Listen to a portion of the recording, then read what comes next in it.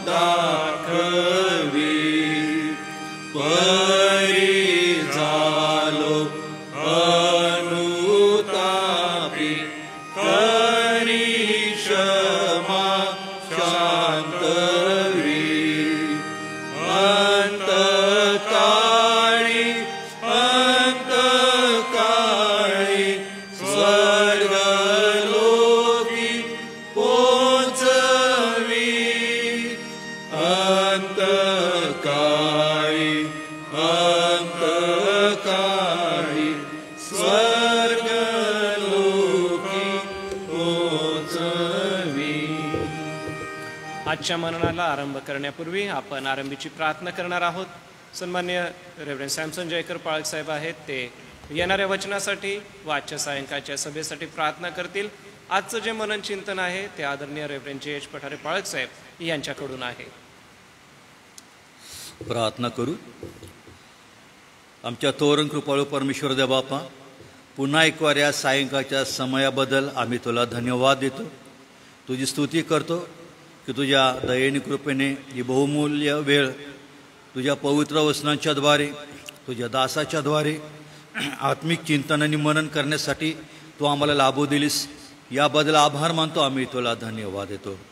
आज विशेष करून प्रार्थना करतो आजच्या या वचनांसाठी तुझ्या दासाच्याद्वारे रेव्हरंड पठारे पाळक यांच्या मार्फत जे काही प्रभू तुझं वचन आज आमच्याकडे येणार आहे आणि विशेष करून आज या सायंकाळी ऑनलाईन सभेमध्ये सहभागी होणाऱ्या सर्व विश्वासणाऱ्यांसाठी हे वचन येणार आहे. त्या देवबापा वचनासाठी आम्हा प्रत्येकाची नव्याने तू अंतःकरणामध्ये तयारी कर.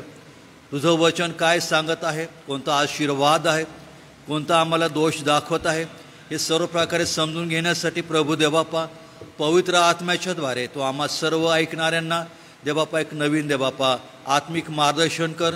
आणि आजचं हे वचन आम्हा सर्वांसाठी आत्मा आणि जीवन असं ठरू दे. म्हणून आजचं संपूर्ण वेळ तुझ्या पवित्र हातामध्ये सोपवून देतो.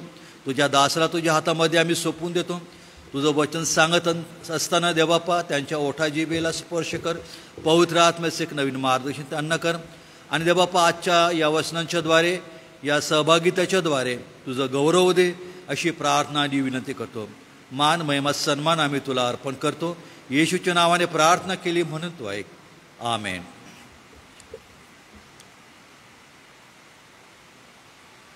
मी आपल्या सगळ्यांच्या उपस्थितीमध्ये सन्मान्य रेव्हरंड जयेश पठारे पाळक साहेब आपलं स्वागत करतो व पुढील वेळ मननासाठी आपणाला आमंत्रित करतो. सर्वांना प्रभू येशूच्या नावामध्ये सलाम. आज सायंकाळच्या मननामध्ये जो विषय आपण हाताळत आहोत निर्गम 28वा अध्याय यामधून, आणि या 28व्या अध्यायामध्ये परमेश्वराने मोशेला अहरोन आणि त्याच्या मुलांसाठी जी पवित्र वस्त्र किंवा याजकांनी घालवायची जी वस्त्र आहे त्या संबंधाने जो काही नमुना दिला होता, ज्या काही बारीक सारीक बाबी देवाने परमेश्वराने सांगितलेल्या होत्या, त्याविषयी आपण या गोष्टी जर बारकाईने अभ्यासल्या आणि त्याचं महत्त्व आपल्या जीवनामध्ये जाणून घेतलं तर ते आजही आम्हाला आशीर्वाद ठरणार आहे. आपण पुन्हा एकदा निर्गम 28वा अध्याय आपण काढू. 36पर्यंत ही वचनं आहेत. 4 वचनं आपण वाचू मोठ्याने सर्वांनी. 28वा अध्याय निर्गम. 4 वचनं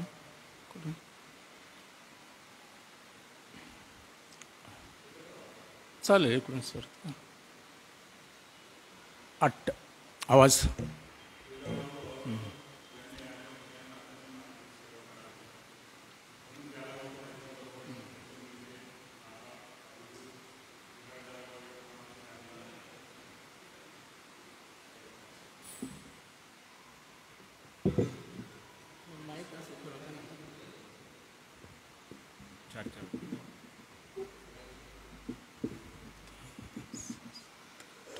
तुझा भाऊ अहरोन ह्याने याजक या नात्याने माझी सेवा करावी म्हणून त्याला व त्याच्याबरोबर त्याचे मुलगे नादाब, अबिहू, एलाजार व इथामार यांना इस्रायल लोकातून आपल्याजवळ आण. आणि गौरवासाठी व शोभेसाठी तू आपला भाऊ अहरोन ह्याच्याकरता पवित्र वस्त्रे तयार कर. जे ज्ञानी आहेत ते म्हणजे त्यांना मी ज्ञानाच्या आत्म्याने परिपूर्ण केले आहे. त्या सर्वांना तू अहरोनाची वस्त्रे तयार करायला सांग. त्यामुळे तो माझी याजकी सेवा करण्यासाठी पवित्र होईल. त्यांनी तयार करायची वस्त्रे ही उरपट, एफोद, झगा, चोकड्याचा अंगरखा, मंदिल व कमरबंद. तुझा भाऊ अहरोन याने याजक या नात्याने माझी सेवा करावी म्हणून त्याच्यासाठी व त्याच्या मुलासाठी ही पवित्र वस्त्रे तयार करावी.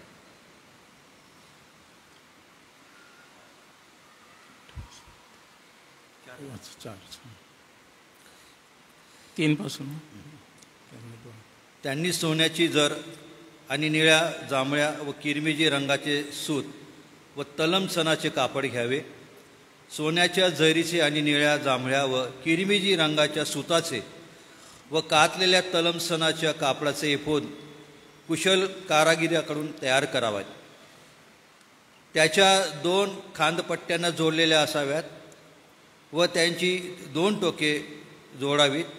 एफोद बांधण्यासाठी त्याच्यावर कुशलतेने विणलेली पट्टी असते.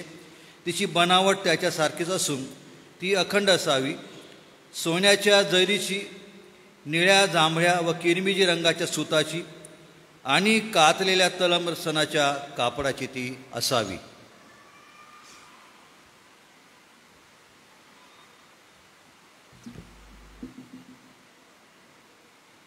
मग 2 गोमेद रत्न घेऊन त्यावर इस्रायलाच्या नावांची नावे त्यांच्या जन्माच्या क्रमाने कोरावी. त्यांच्या नावापैकी 6 नावे एका रत्नावर व बाकीची 6 नावे दुसऱ्या रत्नावर कोरावी. रत्नावर कोरीव काम करणाऱ्यांच्या कसबाने मुद्रा कोरली जाते त्याप्रमाणे त्या दोन्ही रत्नावर इस्रायलाच्या मुलांची नावे कोरावी आणि ती सोन्याच्या जाळीदार कोंदणात बसवावी. ती दोन्ही रत्ने एफोदाच्या दोन्ही खांदपट्ट्यावर लावावी. ती इस्रायल लोकांच्या स्मारक रत्ने होत, म्हणजे अहरोन त्यांची नावे परमेश्वरासमोर आपल्या दोन्ही खांद्यावर स्मरणात वागवील.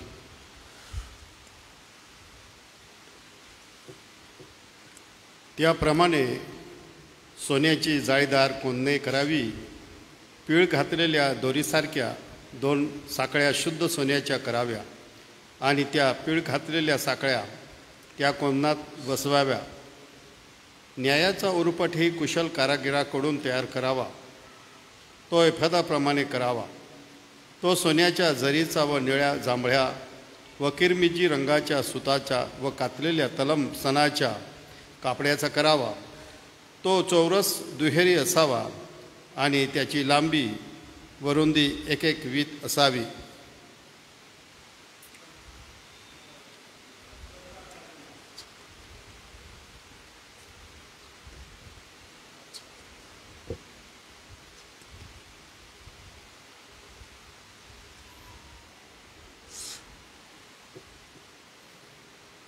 त्यात रत्ने खचावी. त्यात रत्नांच्या 4 रांगा असाव्या. पहिल्या रांगेत लाल, पुष्कराज व माणिक.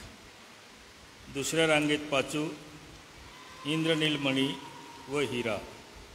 तिसऱ्या रांगेत तृणमली, सूर्यकांत व पद्मराग. 19 आणि चौथ्या रांगेत लसणा, गोमेद व यास्पे. ही सर्व यत्ने सोन्याच्या कोंदणात खचावी. इस्रायलाच्या मुलांच्या नावाच्या संख्येएवढी ही रत्ने असावी. त्यांच्या संख्येइतकी 12 नावे असावी. मुद्रा जशी कोरितात तसे 12 वंशापैकी एकेकाचे नाव एकेका रत्नावर कोरावे.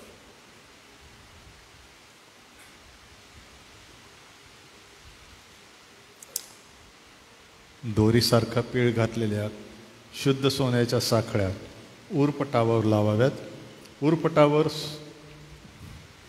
उरपटावर सोन्याच्या 2 कड्या कराव्यात. त्या दोन्ही कड्या उरपटाच्या दोन्ही टोकांना लावाव्यात. उरपटाच्या टोकांना लावलेल्या ह्या 2 कड्यात पीळ घातलेल्या सोन्याच्या साखळ्या घालाव्यात. पीळ घातलेल्या दोन्ही साखळ्यांची दुसरी टोके दोन्ही कोंदणात घालून त्या एफोदाच्या दोन्ही खांदपट्ट्यावर पुढील भागी लावाव्यात. अजून वाचू. आणि सोन्याच्या आणखी 2 कड्या करून त्या एफोदाच्या दोन्ही खांदपट्ट्यांना खालच्या बाजूला त्याच्यासमोर व त्याच्या सांध्याजवळ कुशलतेने विणलेल्या पट्टीवर लावाव्यात. त्या उरपटाच्या कड्या एफोदाच्या कड्यांना निळ्या फितीने बांधाव्यात. या प्रकारे तो कुशलतेने विणलेल्या एफोदाच्या पट्टीवर राहील आणि उरपट एफोदावरून सरकणार नाही. अहरोन पवित्रस्थानी प्रवेश करील तेव्हा तो न्यायाच्या उरपटावर म्हणजे आपल्या हृदयावर इस्रायलाच्या मुलांची नावे धारण करेल व त्यायोगे परमेश्वरासमोर त्यांचे स्मरण नित्य राहील. तू न्यायाच्या उरपटात उरीम व तुंबीम ठेव. अहरोन परमेश्वरासमोर येईल तेव्हा ते त्याच्या हृदयावर असावे. या प्रकारे अहरोनाने इस्रायल लोकांचा न्याय आपल्या हृदयावर परमेश्वरासमोर नित्य वागवावा. 31 वचनापासून एफोदाबरोबर घालावयाचा झगा संपूर्ण निळ्या रंगाचा करावा. त्याच्या मध्यभागी डोके घालण्यासाठी 1 भोक असावे आणि त्याच्या सभोवती चिलखताच्या भोकाला असतो तसा विणलेला गोट असावा, म्हणजे झगा फाटवायचा नाही. त्याच्या खालच्या घेरात सभोवती निळ्या, जांभळ्या व किरमिची रंगाच्या सुताची डाळिंबे काढावी आणि त्याच्या दरम्यान सभोवती सोन्याची घुंगरे घालावी, म्हणजे 1 सोन्याचे घुंगरू व 1 डाळिंब, पुन्हा 1 सोन्याचे घुंगरू व 1 डाळिंब, अशी झग्याच्या खालच्या घेरात सभोवती असावी. सेवा करतेवेळी तो झगा अहरोनाने घालावा. जेव्हा जेव्हा तो पवित्र स्थानात परमेश्वरासमोर जाईल किंवा तेथून बाहेर पडेल तेव्हा तेव्हा त्या घुंगराचा आवाज ऐकू यावा, म्हणजे तो मरणार नाही. शुद्ध सोन्याची एक पट्टी बनवावी आणि जशी मुद्रा कोरितात तशी तिच्यावर ही अक्षरे कोरावी. देवापी वचने आशीर्वादित करू. मागच्या आठवडे पण आपण याविषयी वाचन केलं आणि पुढे आपण कंटिन्यू हा विषय घेत असताना परमेश्वराने सिनाई पर्वतावर मोशेबरोबर, आता आपण 40 दिवस आणि 40 रात्री मोशे काय करत होता त्याचा जर बारकाने विचार केला तर आपण एवढंच लक्षात ठेवतो की परमेश्वराने मोशेला 2 दगडी पाट्या दिल्या, एकावर 5 आणि एकावर 5 अशा 10 आज्ञा, आणि या 10 आज्ञाचा पट देवाने मोशेला दिला. असं नाही, परंतु परमेश्वराने त्याचा संपूर्ण मनोदय, परमेश्वराने आपलं संपूर्ण मन भविष्यामध्ये जे त्याला करायचं आहे ती योजना, सर्व प्लॅन मोशेला दिले. आणि मोशे हे सर्व घेऊन त्या सिनाई पर्वतावरून खाली आला. आता ह्या सगळ्या घटना आपल्याला माहीत आहे. सांगण्याचा उद्देश हा आहे की परमेश्वराची दैवी योजना जी अंमलात यावी ही त्या देवाची योजना होती. आणि देवाची मनापासून इच्छा होती की या मानवामध्ये मी निवास करावा, या मनुष्यामध्ये मी येऊन राहावं. परंतु परमेश्वराला राहण्यासाठी तशा प्रकारचं पवित्र स्थान हवं होतं. आणि म्हणून हा मंडपाचा नमुना, त्याचा आराखडा, संपूर्ण योजना प्रभूने, परमेश्वराने मोशेला संपूर्ण प्रगट केली. त्याचबरोबर या संपूर्ण मानवाचं प्रतिनिधित्व करणारा जो याजक, जो त्याची सेवा करण्यासाठी परमेश्वराच्या समक्षतेमध्ये नित्य जाणार, त्याच्या संबंधाने इतक्या बारीक सारीक बाबी आणि स्वतः परमेश्वराने या मोशेला दिलेल्या आहेत. असं म्हटलं की एवढं करण्याच्या मागं देवाचा हेतू काय होता? देव जो पवित्र परमेश्वर आहे, जो इस्रायलांचा पवित्र परमेश्वर आहे, ज्याने आपल्यासाठी हे संपूर्ण एक राष्ट्र निर्माण केलं, आणि त्या इस्रायल राष्ट्रासाठी परमेश्वराची ही दैवी योजना होती. आणि ह्या दैवी योजनेमध्ये देवाने आता नवीन कराराचे आपण याजकगण म्हणून आपल्याला निवडलं, त्या आपल्याला हे समाविष्ट केलेलं आहे. म्हणून जुन्या कराराचा आणि नवीन कराराचा संदर्भ घेऊन एक मंडप, ख्रिस्ताचं प्रतिरूप म्हणून एक पुस्तक आहे. आता त्याच्यामध्ये जे रहस्य आहे, संपूर्ण मंडपाचा हा जो आराखडा दिलेला आहे, त्याच्यामध्ये मंडप, त्याच्या फळ्या, त्याचे पडदे, त्याच्या सर्व लहानसहान बाबी आपल्याला 25व्या अध्यायामध्ये, 35व्या अध्यायामध्ये आणि हा संपूर्ण अध्यायांमध्ये वाचायला मिळतात. परमेश्वराला या भूतलावर येऊन मनुष्यामध्ये वस्ती करण्यासाठी एक निवासस्थान हवं होतं. आणि म्हणून देवाने हा टेम्पररी मंडप मोशेला तयार करायला लावला. परंतु त्याचं रहस्य इतकं गंभीर आहे की त्याला सर्व प्रकारच्या सोन्याने, सर्व प्रकारच्या कलाकुशरीने अगदी मढवलेलं आहे. आणि मग त्याचे 2 भाग, पवित्र स्थान आणि परमपवित्र स्थान. त्या पवित्र स्थानामध्ये काय ठेवायचं आहे? परमपवित्र स्थानामध्ये आता हे मध्येच हा विषय हाताळत आहे, थोडंसं अडचणीचं जात आहे. परंतु आपल्याला जर संपूर्ण मंडपाची रचना आपण समजून घेतली, त्याचं रहस्य आपल्याला उलगडलं, तर मग अशा ह्या परमेश्वराच्या सहवासात, त्याच्या समक्षतेमध्ये कशा प्रकारे एक प्रतिनिधी म्हणून या याजकाने जावं, त्याची सेवा चाकरी त्या परमेश्वरासमोर करावी, त्याच्यासाठी परमेश्वराने हा अध्याय असं म्हटलं की त्यामध्ये इतक्या कलाकुशरीने, सोन्याने, हिऱ्यांनी अगदी मढवलेले, अतिशय घडलेले, बनवलेले हे वस्त्र, अतिशय पवित्र वस्त्र, केवळ आणि केवळ या याजकासाठी, महायाजक आणि मग जे इतर याजक, त्यांच्या संबंधाने आपल्याला वाचायला मिळतं. देवाला या सर्व गोष्टी करण्यामागं हा उद्देश होता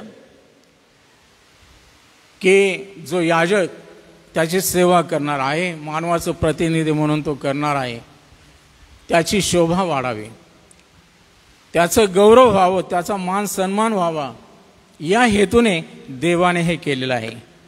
असं म्हटलेलं आहे की देवाच्या सहवासात जाणारा, देवासाठी पवित्र केलेला, वेगळा केलेला हा याजक ही शोभेची वस्तू नव्हती, परंतु देवाने त्याची शोभा वाढवण्यासाठी त्याला संपूर्ण झाकून टाकलेलं आहे. त्याच्या कपाळपट्टीपासून, डोक्यापासून तर पायाच्या नखापर्यंत त्याला पूर्ण झाकलेलं आहे. त्याच्यामधून तो दिसू नये, त्याच्यामधून त्याचं गौरव होऊ नये, परंतु केवळ परमेश्वराचं गौरव व्हावं, सर्वस्वी परमेश्वर त्याच्यामधून जगाला दिसावा, या उद्देशाने देवाने हे निर्माण केलेलं आहे. आज आम्ही विश्वासणारे म्हणून जरी सर्व याजक असं मानत नाही, देवाने लावून दिलेली सिस्टम आहे त्याप्रमाणे त्यानेच कोणी पाळक, त्यानेच कोणी प्रेषित, कोणी संदेष्टे, कोणी पाळक, शिक्षक, सुवार्थिक हे नेमलेले आहेत. ही सेवा चाकरी करण्यासाठी, प्रभूच्या सहवासामध्ये जाण्यासाठी. मग त्यांची योग्यता, त्यांची पात्रता, त्यांचा पेहराव, त्यांनी देवाच्या समोर कसं वागावं, वर्तावं, देवाची सेवा त्यांनी कशा प्रकारे करावी, ही फार जबाबदारीची महत्त्वाची बाब होती. म्हणून असं म्हटलं आहे की या 38व्या अध्यायामध्ये जर आपण पुढे गेलो तर त्या वचनांकडे जर बारकाईने लक्ष दिलं तर ह्या याजकांची कर्तव्य दिलेले आहेत. त्यामध्ये 3 महत्त्वाची कर्तव्य दिलेली होती की त्यांनी देवाची सेवा करावी, त्यांनी देवाच्या मार्गाने चालावं, आणि असं म्हटलेलं आहे की देवाची सेवा करावी, देवाच्या मार्गाने त्यांनी चालावं, आणि दररोज त्यांनी स्वतःचं समर्पण देवाला करावं. आज आपण नवीन कराराचे जरी सेवक आहोत, परंतु जुना करार आणि नवा करार यामध्ये समानता आहे, साम्य आहे, आणि तोच नमुना घेऊन त्या पद्धतीने आम्हाला वागायचं, वर्तायचं. आता जरी हा पेहराव, असं म्हटलेलं आहे की हा पेहराव इतका जड, इतका हा पायघोळ झगा, आणि त्याच्यावर मग ते सणाचं उरपट, मग छातीवरती ह्या 12 वंशाचे नावं, त्याचे हा उरपट, ह्या सगळ्या गोष्टी एक एक बारकाईने आपण हाताळणार आहोत, त्याचं महत्त्व जाणून घेणार आहोत. परंतु त्यामागे देवाचा उद्देश हाच होता की या लोकांनी त्याच्या आज्ञा पाळाव्यात, त्याचे विधी पाळावेत, हे या याजकांसंबंधाने देवाचं योजना आणि इच्छा होती. म्हणून आम्ही आमचं कर्तव्य काय आहे, देवाच्या समक्षतेमध्ये येऊन देवाची सेवा करणं, देवाच्या मार्गाने आम्ही चालणं, त्याच्या आज्ञाविधी पाळणं, हे आमचं कर्तव्य आहे. आणि मग देवाला भेटण्यासाठी, देवाच्या समक्षतेमध्ये जाण्यासाठी आम्ही कशा प्रकारे तयारी करावी, या संबंधाने परमेश्वराने दिलेल्या या योजनेप्रमाणे आम्ही करावं, हा उद्देश आहे. ह्या सगळ्या गोष्टी जाणून घेण्यासाठी हा मंडपाचा नमुना जर आपण बारकाईने समजून घेतला तर ह्या परमपवित्र स्थानातली या गोष्टी आहेत. कोश, त्यावरील दयासन, समक्षतेच्या भाकरीचा मेज, दीपवृक्ष, मंडपाचे पडदे, मंडपाच्या फळ्या, कोशाचा पडदा, डेऱ्याचा, म्हणजे ह्या आतल्या मंडपाच्या संबंधातून आणि मग सेवकाच्या संबंधातून ज्या गोष्टी आपण घेत आहोत त्या आहेत. याजकाने घालावायची वस्त्र, त्याने परिधान करावायची, नित्यनियमाने चुकवायचं नाही. पवित्र स्थानात जाण्यासाठी, परमपवित्र स्थानामध्ये जाण्यासाठी नित्यनियमाने त्याला दररोजची ही कामं, ह्या जबाबदाऱ्या पार पाडण्यासाठी देवाने हे लावून दिलेलं होतं. आणि यामधून आपलं सौंदर्य, असं म्हटलं की प्रगट व्हावं. देवाने आपलं सौंदर्य प्रभू येशू ख्रिस्ताच्या द्वारे प्रगट केलेलं आहे. आपण पवित्र आत्म्याच्या मार्गदर्शनाने, असं म्हटलेलं आहे की नवीन कराराच्या शुभवर्तमानाप्रमाणे आपल्यामधून ह्या प्रकारचं हे सौंदर्य आपल्या जीवनाकडून दिसावं. म्हणून आपण या पद्धतीने देवाची सेवा करत असताना या देवाच्या घरामध्ये, देवाच्या मंदिरामध्ये, त्याच्या मंडपामध्ये, या पवित्र स्थानात, या परमपवित्र स्थानामध्ये आम्हाला जायचं आहे. आणि त्यासाठी देवाने दिलेली ही दुसरी योजना आहे, ती अत्यंत महत्त्वाची योजना आहे. ही देवाने खास उद्देशपूर्ण अशी योजना तयार करून मोशेला दिलेली आहे. त्याच्यामागे आणखीन देवाचा दैवी हेतू हा होता की सर्वात महत्त्वाची देवाची योजना ही होती की अर्पण यज्ञ याचा अर्थ देवाच्या समक्षतेमध्ये जाण्यासाठी, देव या यज्ञाने प्रसन्न व्हावा. आता जरी देवाचं वचन आपल्याला सांगतं की देव या यज्ञांनी या होमांनी तो प्रसन्न होत नाही. जुन्या करारामध्ये हे तात्पुरतं होतं, पाप झाकण्यासाठी होतं, परंतु कायमस्वरूपी पाप नष्ट करण्यासाठी देवाची दैवी योजना होती की त्याचा पुत्र येशू ख्रिस्त याला जगामध्ये पाठवून तो याजक, तो महायाजक, त्याने कालवडीचं नाही, वासराचं, बकऱ्या कोकऱ्यांचं नव्हे, तर स्वतःचं रक्त घेऊन त्या परमपवित्र स्थानामध्ये जावं. स्वतःसाठी नव्हे, परंतु इतरांच्या साठी त्याने प्रायश्चित्त करावं. हा देवाचा दैवी हेतू यामागचा होता. म्हणून आज आपण या गोष्टी समजून घेण्यासाठी हे सर्व आपल्याला जुन्या कराराचा नमुना समजून घेणं फार गरजेचं आहे. तरी पण आज याजकांच्या वस्त्रांचं महत्त्व हे काय आहे पवित्र शास्त्राच्या दृष्टिकोनातून हे जाणणं देखील तितकंच महत्त्व आहे. ज्या वस्त्रांना बनवण्यासाठी, आता हे काही एका दिवसाचं काम नाही, या कलाकुसरीने या रत्नाने मळवण्यासाठी, घडवण्यासाठी, हा संपूर्ण नमुना अंमलात आणण्यासाठी त्याला अनेक वर्ष खर्ची पडलेले आहेत. आणि मोशेने देवाच्या सांगण्याप्रमाणे त्याच्यामध्ये कोणत्याही प्रकारची काटकसर केली नाही, कोणत्याही प्रकारची उणीव त्यामध्ये ठेवली नाही. आणि म्हणून असं म्हटलं की ज्या वस्त्रांनी याजकाला सजवायचं आहे, त्याला झाकायचं आहे, या याजकाने ते दैनंदिन जीवनामध्ये परिधान करावे असा आदेश परमेश्वराने दिलेला आहे. हा कोणी मानवाने लावून दिला नाही, कोणी मिशनने किंवा संस्थेने लावून दिला नाही की तुम्ही या प्रकारचा पेहराव करा, या प्रकारची वस्त्र परिधान करा. खुद्द स्वतः परमेश्वराने या गोष्टी बनवायला लावलेल्या आहे. एवढंच नव्हे तर परमेश्वराने त्या परिधान करण्याची आज्ञा या मोशेच्या द्वारे दिलेली आहे. आणि म्हणून हा परमेश्वराचा आदेश आहे, हा परमेश्वराचा नियम आहे की ही पवित्र वस्त्रे ज्यांनी धारण करावी आहे अशी देवाची इच्छा आहे. अशा अहरोन आणि त्याच्या मुलांच्या संबंधातून, अहरोन आणि त्याची मुलंच का देवाने निवडली? आता आपल्याला माहीत आहे की 12 इस्रायलाचे जे वंशज होते त्यामधून एक वंश देवाने वेगळा केला होता, लेवी वंश. आणि लेवी वंशाला कोणत्याही प्रकारचा वाटा नव्हता. 11 वंशाला देवाने वेगवेगळ्या प्रकारचे वतन वाटून दिलेले होते. आणि इस्रायल राष्ट्र हेच वतन देवाने लेवी वंशाला दिलं की ह्यांचे येणारे अर्पण, दशांश यावर त्यांचं उदरनिर्वाह व्हावं. आणि परमेश्वराने म्हटलं की मीच तुमचा वाटा आहे. हे किती महत्त्वाचं आहे की इस्रायल राष्ट्रांमधून या 12 वंशामधून एक वंश, लेवी वंश देवाने वेगळा केला.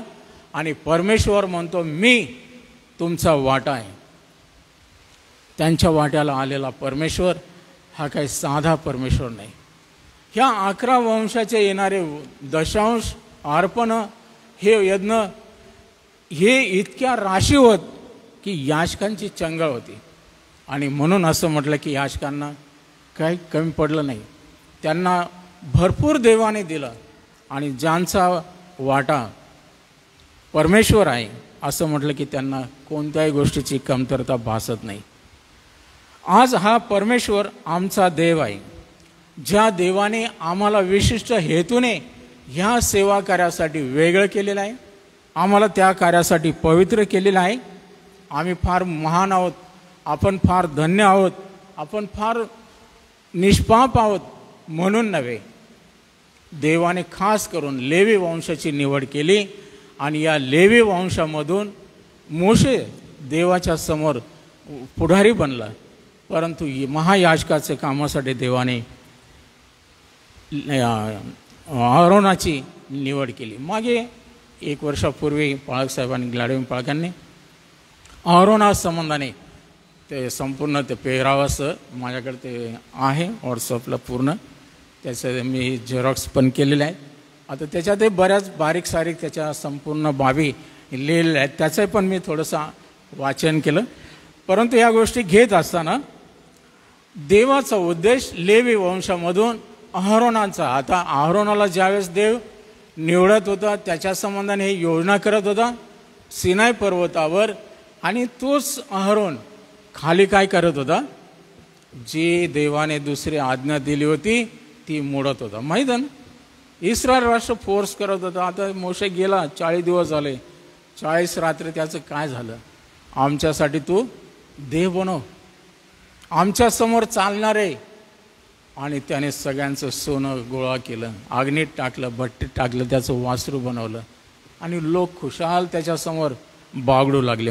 अहरोन या इस्रायलांच्या दबावाखाली येऊन एवढी मोठं देवाची ही दुसरी महाआज्ञा, देव त्याच्यासाठी ही दैवी योजना तयार करत आहे, ती अंमलात आणण्यासाठी मोशेला त्याच्या संपूर्ण गोष्टी आणि देवाच्या या अवज्ञा करण्यासाठी अहरोन, तरी पण देवाची दया त्याने काढून घेतली नाही. देवाने असं म्हटलं की ह्या अहरोनासाठी त्याच्या मुलांसाठी ही योजना केली होती. जर तुम्ही ह्या गोष्टी करून हा पेहराव हे वस्त्र घालून जर तुम्ही ती सेवा करणार नाही तर अयोग्य रीतीने जाल तर तुम्ही मराल, ही आज्ञा होती. आता ह्या गोष्टी बारीक सारीक जर विचारात घेतल्या, उरपटा संबंधाने आपण विचार करतो की केवळ अहरोन याजकाशिवाय दुसरा कोणी हा उरपट धारण करू नये, याजकालाच हा उरपट दिलेला होता. आणि हे दाखवण्यासाठी की हा मुख्य याजक जो आहे तोच परमेश्वरासमोर लोकांचं प्रतिनिधित्व करणार आहे, त्याच्याशिवाय दुसरा कोणी नाही. म्हणून नव्या कराराचा नमुना आमचा प्रभू येशू ख्रिस्त हा महायाजक आहे आणि तो आमचा मध्यस्थ आहे, दुसरा तिसरा कोणी नाही. म्हणून असं म्हटलं की आपण मेरीला किंवा इतर गोष्टींना मध्यस्थ मानतो, आणि मग कॅथोलिकांनी तसं डायव्हर्ट केलं. अनेक लोक अनेक संदेशांना अनेक सेवकांना मध्यस्थ मानतात. आमचा मध्यस्थ कोणी नाही, एकच आमचा महायाजक हा आमचा प्रभू येशू ख्रिस्त आहे. तो सर्वांच्या वतीने, म्हणजे जे इस्रायलाच्या राष्ट्राबाहेरचे आहेत, जे विदेशी म्हणवणारे आहेत, जे परकी आणि उपरी म्हणवणारे आहेत, जे देवहीन आहेत, राष्ट्रहीन आहेत, आशांसाठी, आशा पाप्यांचा हा प्रभू येशू ख्रिस्त हा मध्यस्थ आहे. आणि म्हणून तो देवासमोर रदबदली करत आहे. अहरोनानेच हे का धारण करावं याचा हा देवाचा उद्देश होता, की हे दाखवण्यासाठी की केवळ मुख्य याजकच परमेश्वरासमोर लोकांचं प्रतिनिधित्व करू शकतो. जेव्हा केव्हा अहरोन पवित्र स्थानात प्रवेश करीत तेव्हा तेव्हा तो आपल्या हृदयावर, छातीवर इस्रायलांच्या या संतानाचं 12 वंशाचं प्रतिनिधित्व करत आहे. म्हणून त्या प्रत्येक याकोबाच्या 12 मुलांची जी नावं आहेत त्या सर्व हिऱ्यांवर, या रत्नांवर कोरलेले होते आणि त्या उरपटावर ते बसवलेले होते. म्हणून जेव्हा जेव्हा तो परमपवित्र स्थानात, पवित्र स्थानात प्रवेश करीत तेव्हा तेव्हा आपल्या हृदयावर, आपल्या छातीवर या इस्रायलांच्या या 12 वंशजांचे नावं धारण करून परमेश्वरासमोर सतत जात असे. परमेश्वरासमोर स्मरण करत होते या संपूर्ण वंशाचं, की परमेश्वरा, या संपूर्ण इस्रायल राष्ट्राचं प्रतिनिधी म्हणून मी आलो. त्यांच्या वतीने रदबदली, त्यांच्या वतीने मी यज्ञ करण्यासाठी, त्यांच्या वतीने तुला प्रायश्चित्त करण्यासाठी हे प्रायश्चित्ताचं रक्त घेऊन आलेलं आहे. प्रियानो, आज आम्ही त्या नव्या करारामध्ये गेलो तर आमचा प्रभू येशू ख्रिस्त हा आमच्यासाठी एक आदर्श आहे. तो आपल्यासाठी रदबदली करत आहे, की आम्ही कोणी नसताना आमच्यावर दया व्हावी अशी आमची योग्यता नव्हती. कारण विदेशी लोक कुत्र्या समान मानत आणि कुत्र्यांना स्वर्गाच्या राज्यामध्ये प्रवेश नाही. तसं ह्या विदेशांना देवाच्या राज्यात मुळीच प्रवेश नव्हता. आणि हा मार्ग येशू ख्रिस्ताच्या रक्तामुळे, त्याने केलेल्या प्रायश्चितामुळे आमच्यासाठी हा स्वर्गाचा प्रवेश मोकळा झालेला आहे. हे रहस्य आपल्याला उलगडता येणार आहे. आपण पुढे आणखीन त्याविषयी अभ्यास करू, त्यावेळेस आपल्याला समजणार आहे. परमेश्वरासमोर सतत जाणार आहे असं म्हटलं की स्मरणार्थ कशाच्या? 12 वंशांच्या, या संपूर्ण राष्ट्राच्या वतीने त्यांचं स्मरण देवासमोर ते करत. आणि म्हणून ही देवानेच लावून दिलेले नियम आहे देवाच्या समोर आम्ही ते पाळत आहोत आणि हा मध्यस्थ म्हणून हा याजक ही वस्त्र धारण करून परमेश्वराच्या समक्षतेमध्ये जात आहे. म्हणून असं म्हटलं की हा जगा त्यावरचा हा उरपट. आता मी खोलात जात नाही, तो विषयाला अजून थोडंसं करा आपल्याला मंडपाच्या पूर्ण नमुन्याकडून. तर देवासमोर जात असताना त्याला सुरक्षा कवच पण हवे होते. हा जगा आहे, त्याला असं म्हटलं की सणाचं एफोद होतं, हा उरपट होतं, ते घालू नये. देवाने ह्या बारीक सारखी बाबी ते आपण जर मणी ओवणारे किंवा ते पोत ओवणाऱ्यांकडे जर बसले तर नक्षीकाम करून वेगवेगळ्या प्रकारचं डिझाईन करून ते होतात. एक मणी दुसरा मणी मध्ये काहीतरी देवाने अतिशय सुंदर प्रकारे त्या जग्यांची या वस्त्रांची असं म्हटलं की बनघडण करण्यासाठी उत्कृष्ट कारागिरांच्याद्वारे मोशेला हे गोष्टी करायला लावल्या. आणि मग सुरक्षासाठी किंवा त्याच्या संरक्षणासाठी म्हणून देवाने असा दृष्टिकोन ठेवून त्याने हे परिधान करावे. म्हणून त्या झग्यांच्या या काठाला असं म्हटलं की देवाने सोन्याची घुंगरू बनवायला लावले. आणि हे सोन्याचे घुंगरू त्या काठाला लावण्यामागे देवाचा फार मोठा उद्देश होता की जो जाणारा याजक आहे देवाच्या समोर देवाच्या समक्षतेमध्ये इस्रायलांच्या वतीने मध्यस्थ करण्यासाठी तो अयोग्य रीतीने जाऊन तो मरू नये म्हणून त्या घुंगरांचा आवाज सतत चालू राहावा. आणि तो ज्यावेळेस आतमध्ये परमपवित्र स्थानात जात असताना तो आवाज त्या घुंगरांचा त्या घंट्यांचा आवाज सुमधुर आवाज दुमदुमत असे. असं म्हटलं की ह्या याजकाच्या संरक्षणार्थ म्हणजे त्याने हे परिधान करावे लागे. कारण या वस्त्रावरील सोन्याच्या घुंगरांच्या घंट्या या झग्याच्या किनाऱ्याला लावणे का आवश्यक होते. कारण तो जेव्हा परमेश्वराच्या समक्षतेमध्ये जाई तेव्हा पवित्र स्थानात जाऊन परत बाहेर येईपर्यंत तो आवाज त्याच्या चालण्याचा तो ऐकू येईल असा असावा. म्हणून हा घुंगरांचा आवाज ऐकू येत असताना आणि तो बाहेर पडत असताना लोकांना समजत होतं की हा याजक जिवंत आहे, योग्य रीतीने तो सेवा चाकरी करत आहे. घड्याळ जरा पुढं जात आहे लवकर म्हणून मी इथं थांबतो. आता हे वाचण्यामध्ये थोडा वेळ जातो आपला, परत आपण रिपीट करणार नाही दुसऱ्या वेळेस. पण थोडंसं बारीक सारीक या बाबी ज्या आहेत देवाने फार अर्थभरित रीतीने या गोष्टी दिलेल्या आहेत. आम्ही देवाच्या सेवेसाठी उठतो ना असंच येतो असं नाही, तर त्यामागे देवाची फार मोठी असं म्हटलं की योजना आहे, देवाचं रहस्य दडलेलं आहे. आणि म्हणून हा देव जुन्या कराराचा परमेश्वर हा नवीन कराराचा देव तोच आहे, तो काही बदललेला नाही. पण प्रभू येशू ख्रिस्ताच्या द्वारे त्याने आपल्याला एक वेगळं याजकीय सेवा कार्य दिलेलं आहे. आणि त्याच्या मार्गदर्शनाने त्याच्या भयात जर आपण केलं तर ते आजही आशीर्वादित होईल. एक आपण आदर्श या जगासाठी देवासाठी बनल्याशिवाय राहणार नाही. म्हणून देव बाप करो. मी इथं थांबतो. देव आपणा सर्वांना आशीर्वाद देऊ. थँक्यू.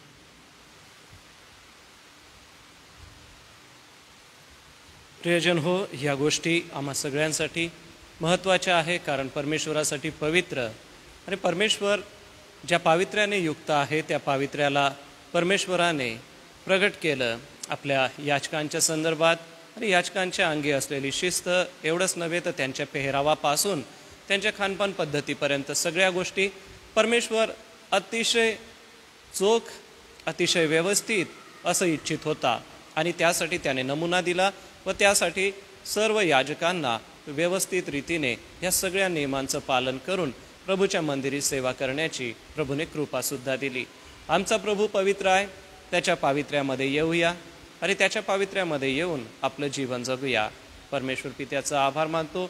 मान्य पठारे पाळक साहेबांचे मनपूर्वक आभार मानतो. आजच्या सायंकाळी या पवित्र वचनाच्या सेवेसाठी प्रभुदेव आम्हा सगळ्यांना या पवित्र वचनाच्या द्वारे आशीर्वादित करो. रैताकांसाठी प्रार्थना करूया, कारण की कालच ते नवसारीला चेकअपसाठी जाऊन आले. प्रभुदेव त्यांना चांगलं आरोग्य देव. जुलियाना अक्कांची आपण आठवण करत आहोत. पिढी लवणे आहेत त्यांची आपण आठवण करीत आहोत. देव या प्रियजनांना आरोग्य देव. सध्या पाऊस नाही आहे, आज 4 दिवस झाले आपल्याकडे पाऊस नाही. पावसासाठी विनंती परमेश्वराकडे करूया की प्रभूने आम्हाला पर्जन्यवृष्टी द्यावी. सोबतच साथीचे आजार पसरण्याची शक्यता आहे, कारण की मच्छर, माशा, चिलटे असे जे आजूबाजूच्या परिसरामध्ये लहान लेकरांमध्ये साथीचे आजार पसरत आहे. डायरिया आहे, पोटदुखी आहे. या सगळ्यांमध्ये मंडळीतल्या लहान लेकरांना, वृद्ध मातापित्यांना परमेश्वराने आरोग्य द्यावं, चांगलं सांभाळावं यासाठी विनंती प्रार्थना आपण करणार आहोत. आपल्या सगळ्यांच्या वतीने सन्मान्य रेव्हरंड LP बळवी पाळक साहेब तुम्हाला विनंती करतो की आपण पुढे यावं, प्रार्थना करावी. पाळक साहेबांच्या प्रार्थनेनंतर प्रभूची प्रार्थना म्हणूया. रेव्हरंड LP बळवी पाळक साहेब आशीर्वाद देतील आणि उद्याच्या सूचना सांगून आपण समाप्त करू. प्रार्थना करू आपण. पवित्र, सर्वशक्तिमान, सर्वसमर्थ आमच्या जिवंत देव बापा, प्रभू येशूच्या पवित्र नावामध्ये या सायंकाळच्या समयी तुझ्या दासाकरवी तुझ्या पवित्र वचनामधून तुझे विचार, तुझी इच्छा आमच्यासमोर ठेवलेली आहे. जिवंत परमेश्वरासमोर पावित्र्याने युक्त होऊन परमेश्वराच्या समीप जाणं, सेवा करणं, यासाठी प्रभू याचकीय निवड, याचकीय वस्त्र, प्रभू बारीक सारीक सर्व गोष्टी तू दिल्या प्रभू. याचं महत्त्व फार मोठं आहे. आणि खरोखर प्रभू तू जो पवित्र परमेश्वर आहे, तुझ्या समीप आम्ही पावित्र्याच्या शोभेने युक्त होऊन सदैव आमच्या हृदयाशी, आमच्या अंतःकरणाशी तुझ्या लोकांचं बोज घेऊन तुझ्या लोकांसाठी, लोकांच्या वतीने तुझ्या समोर रदबदली करण्यासाठी प्रभू येण्यासाठी कशी योग्यता असावी, कशी वस्त्रे असावी, याविषयी प्रभू तू आपले विचार तू प्रकट केलेले आहे. जरी प्रभू आम्ही जुन्या कराराच्या समयामध्ये नाही, परंतु या सर्व गोष्टी आमच्या बोधासाठी दिलेल्या आहे. जो आमचा एकच मुख्य याजक प्रभू येशू ख्रिस्त, जो दयासनावर बसलेला आहे, जो जिवंत आहे, ज्याला सहानुभूती आहे, ज्याला पारखलेला आहे, असा महान महायाजक आमच्यासाठी तू दिलास. त्याबद्दलही प्रभू मी धन्यवाद देतो. आमच्या गरजेच्या वेळीस आम्हाला सहाय्य होण्यासाठी ज्यावेळेस आम्ही आबा आणि बापा अशी हाक मारी त्याच्याकडे जातो, तेव्हा आमच्या गरजेच्या समयी आणि संकटाच्या समयी तो आमच्या संगती सदैव असतो. आणि म्हणून प्रभू आम्ही धन्यवाद देतो, ज्या वचनामधून तू आपले मौल्यवान विचार तू आमच्यासमोर ठेवलेले आहे, जे आम्ही नवीन करारामध्ये तुझी सेवा करतो. आणि हे विचार प्रभू घेऊन, ही वृत्ती प्रभू घेऊन ज्यावेळेस आम्ही प्रभू तुझ्यासमोर, तुझ्या समीप सदैव असतो, त्यावेळेस खरोखर प्रभू तू आमचं तुझ्यासमोर येणं स्वीकारतो, आमचा यत्न स्वीकारतो, आमची मध्यस्थी तू स्वीकारतो आणि त्याच्याद्वारे तू आपल्या लोकांना आशीर्वाद देतो. ज्यावेळेस तो याजक बाहेर येत होता, ज्यावेळेस परमपवित्र स्थानामधून बाहेर येऊन जमलेल्या सर्व लोकांना तो आशीर्वादित वचने तो सांगत होता आणि लोक आशीर्वादित होऊन जात होते. किती महत्त्वपूर्ण सेवा होती, त्याचं पुन्हा प्रभू आम्हाला स्मरण करून दिलं. तुझ्या वचनाबद्दल धन्यवाद देतो. आणि ही विनंती प्रभू मी तुझ्यासमोर करीत असताना, ज्या विनंत्या प्रभू आजारी बहिणीसाठी प्रभू तू आमच्यासमोर ठेवलेल्या आहे, रैताबाई, तिला तू स्पर्श कर, तिला आरोग्य दे प्रभू. आणि पावसासाठीही प्रभू आमची प्रार्थना आहे. स्वर्ग आणि पृथ्वीच्या प्रेमळ बापा, मी प्रार्थना करतो, विनंती करतो की या नंदुरबार जिल्ह्यामध्ये पाहिजे तसा पर्जन्य नाही प्रभू. आणि म्हणून प्रभू पर्जन्य विपुल प्रमाणामध्ये त्याची वृष्टी व्हावी, म्हणून प्रभू तू आपली कृपा आणि दया तू प्रगट कर. ही विनंती प्रभू येशूच्या नावात मागतो, म्हणून तू ऐक. प्रभूने शिकवलेली प्रार्थना म्हणून. हे आमच्या स्वर्गातील पित्या, तुझे नाव पवित्र मानले जावे, तुझे राज्य जसे स्वर्गात तसेच पृथ्वीवर. तुझ्या इच्छेप्रमाणे हो. आमची रोजची भाकर आज आम्हाला दे, आणि जसे आम्ही आपल्या गुन्ह्यास तसेच तो आमच्या ऋणी आम्हास, आणि आम्हास परीक्षित नकोस, तर आम्हास सर्व वाईटापासून सोड. कारण की राज्य, सामर्थ्याने दो ही सर्व काळ तुझीच आहे. आता आपल्या प्रभू येशू ख्रिस्ताची कृपा, देवबापाची महान प्रीती, पवित्र आत्म्याची गोड सहभागिता इथे जमलेल्या तुझ्या सर्व दासांबरोबर, ऑनलाईनमध्ये ज्यांनी हे वचन ऐकलेलं आहे त्या सर्व प्रिय विश्वासणाऱ्याबरोबर, देवाची मंडळी आणि निवडलेल्या राष्ट्र इस्रायल्याबरोबर प्रभू येशू तू पर्यंत सो. आमेन.